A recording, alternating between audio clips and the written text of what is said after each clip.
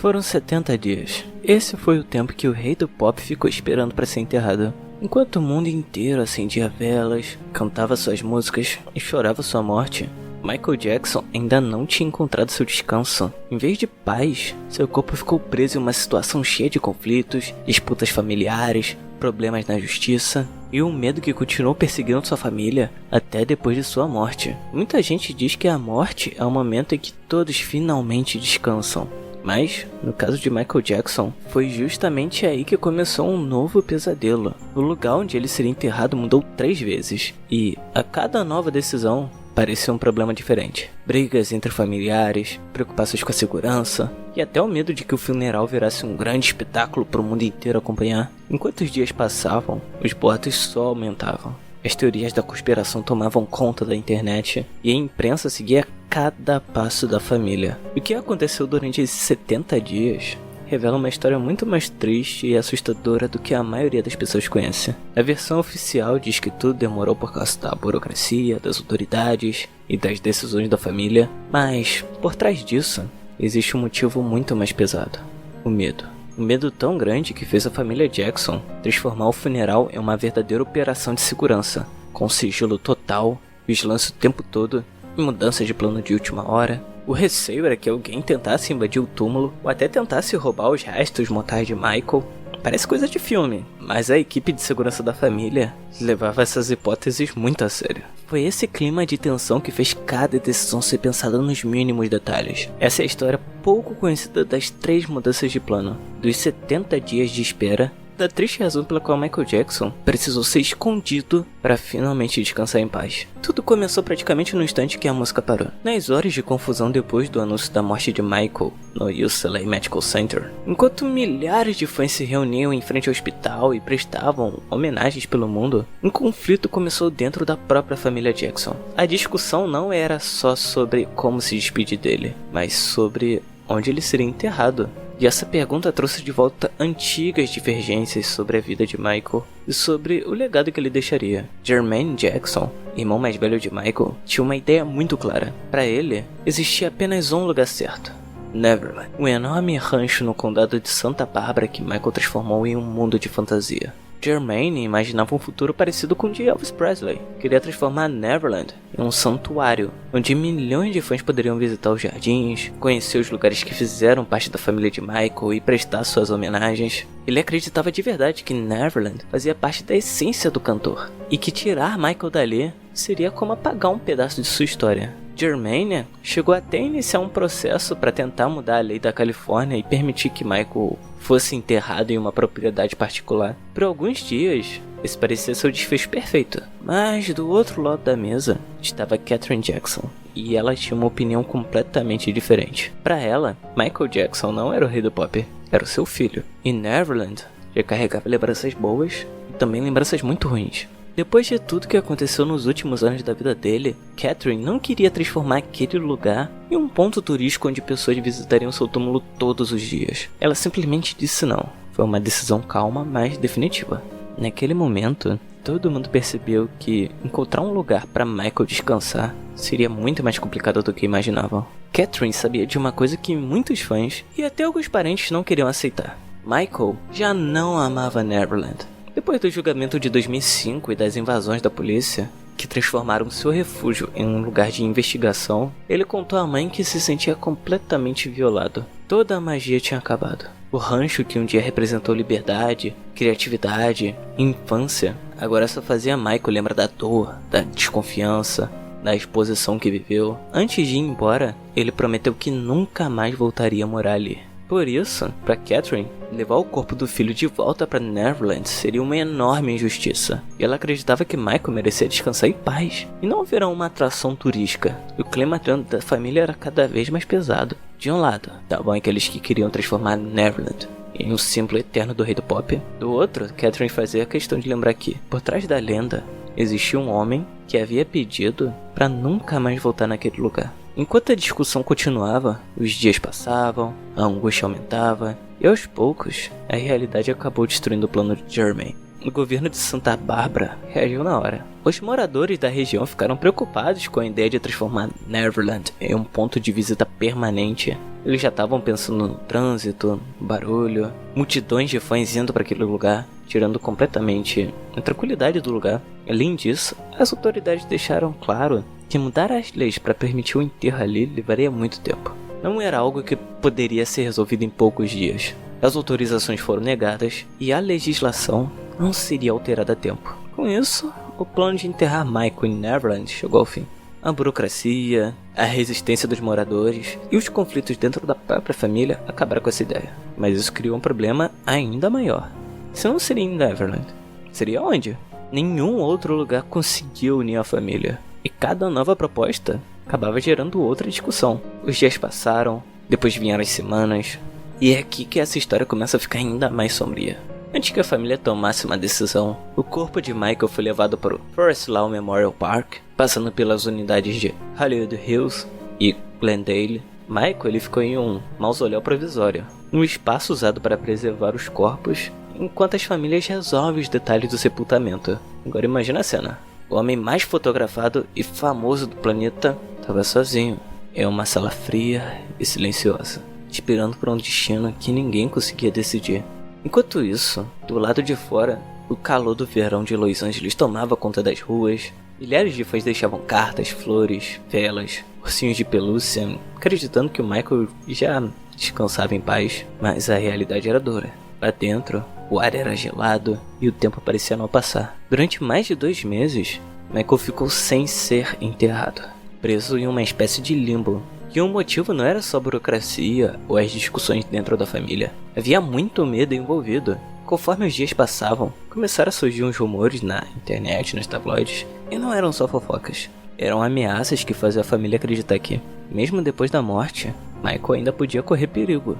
Foi esse medo que transformou a escolha de seu local de descanso em uma verdadeira operação de segurança. Começaram a circular rumores sobre possíveis ladrões de túmulos, pessoas dispostas a fazer qualquer coisa para chegar aos restos mortais de Michael, e até criminosos que enxergavam seu corpo, não como de uma pessoa, mas como uma relíquia de valor incalculável. O receio era simples e assustador.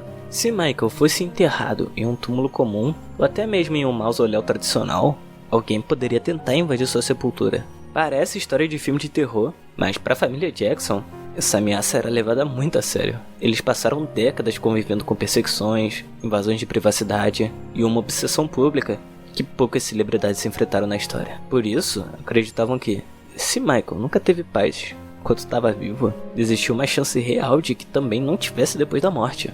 Foi esse medo que fez cada decisão sobre o seu enterro ser tomada com extremo cuidado. Essa preocupação deu início à segunda fase da operação de segurança. Segundo pessoas ligadas ao Forest Law, durante o período em que o enterro definitivo ainda não tinha sido decidido, o caixão de Michael teria sido levado várias vezes para diferentes áreas restritas do complexo, e o objetivo era simples: despistar qualquer pessoa que tentasse descobrir onde ele estava. Quanto menos gente soubesse sua localização, menor era o risco de vazamentos. Quem participou da operação precisou assinar acordos rígidos de silêncio. Os celulares eram recolhidos no começo de cada turno para impedir fotos ou gravações. Até mesmo o nome Michael Jackson quase nunca era usado nas comunicações por rádio. Em vez disso, a equipe falava MJ ou usava códigos numéricos. Aos poucos, o lugar deixou de parecer um cemitério e passou a lembrar uma instalação de segurança máxima, onde cada detalhe era pensado para proteger a privacidade de um homem que, mesmo depois de morrer, continuava sendo uma das pessoas mais famosas do mundo. O maior medo era que alguém conseguisse tirar uma foto do corpo de Michael, ou ainda pior, tentasse invadir o lugar onde ele estava sendo mantido. A ideia de ver o rosto do Michael sem vida na capa de um tabloide era insuportável para a família. Parecia que, até depois da morte, Michael continuava sem ter direito à própria privacidade. Toda essa tensão acabou destruindo emocionalmente Catherine Jackson. Sempre que podia, ela visitava o local temporário durante a noite, tentando fugir dos fotógrafos e da curiosidade das pessoas. A cada visita, ficava claro o quanto aquela situação estava acabando com toda a família. Foi então que ela percebeu que não bastava encontrar um lugar para enterrar o Michael. Era preciso escondê-lo do mundo. Eles precisavam de uma verdadeira fortaleza. Um lugar onde ele pudesse descansar em paz, sem o medo de ser perturbado mais uma vez. A partir dali, a prioridade deixou de ser escolher o lugar mais bonito ou o lugar mais simbólico. O mais importante era encontrar o lugar mais seguro possível. Foi assim que a família voltou sua atenção para o grande mausoléu do First Law. O lugar impressionava logo de cara. Parece uma antiga catedral, corredores de mármore, vitrais enormes e réplicas de esculturas famosas de Michelangelo espalhados pelo interior. E não era só a beleza que chamava a atenção, o mais importante era a segurança. O mausoléu ficava dentro de um cemitério fechado para o público, protegido por portões, câmeras, seguranças e vários níveis de controle de acesso. Para qualquer outra família, isso já seria proteção mais do que suficiente, mas Michael nunca foi uma pessoa comum. Mesmo com toda aquela estrutura, seus familiares ainda tinham medo de que alguém tentasse chegar até ele. E foi justamente esse medo que levou à decisão mais extrema de toda essa história. A decisão final foi colocar Michael na Holy Terrace, uma área privada no grande mausoléu, completamente fechada ao público. O plano era selar o caixão dentro de uma estrutura de concreto. Não seria apenas uma placa de pedra por cima. O caixão ficaria envolvido por uma camada grossa de concreto, fazendo parte da própria construção do mausoléu, e tornando praticamente impossível qualquer tentativa de violação. Com sensores de segurança, câmeras voltadas para a entrada, vigilância 24 horas por dia e acesso permitido apenas para um grupo muito pequeno de pessoas.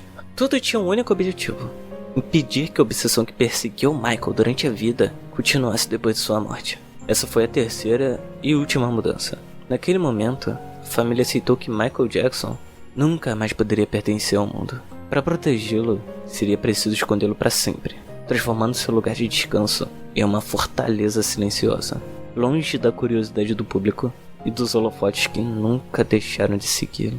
O funeral foi marcado para o dia 3 de setembro. Agora pensa nisso. De 25 de junho até 3 de setembro foram mais de 2 meses de espera. Uma eternidade para uma família que ainda tentava lidar com a perda. Quando o dia finalmente chegou, a lista de convidados era pequena. As câmeras que acompanharam Michael durante toda a vida ficaram do lado de fora. Aquilo não era um show, era um adeus. Uma fila de carros entrou pelos portões, levando uma família completamente esgotada. Depois de semanas de sofrimento, discussões, pela primeira vez desde a morte de Michael, todos pareciam unidos por um único desejo: deixá-lo descansar em paz. A cerimônia foi simples, silenciosa e muito emocionante. O caixão dourado, coberto por rosas vermelhas e lírios brancos, foi levado até o grande mausoléu. O silêncio era tão profundo que só se ouvia os passos sobre o mármore e o som distante dos carros na entrada. Muitos seguravam as lágrimas, sabendo que aquele seria o último momento que estariam tão perto de Michael.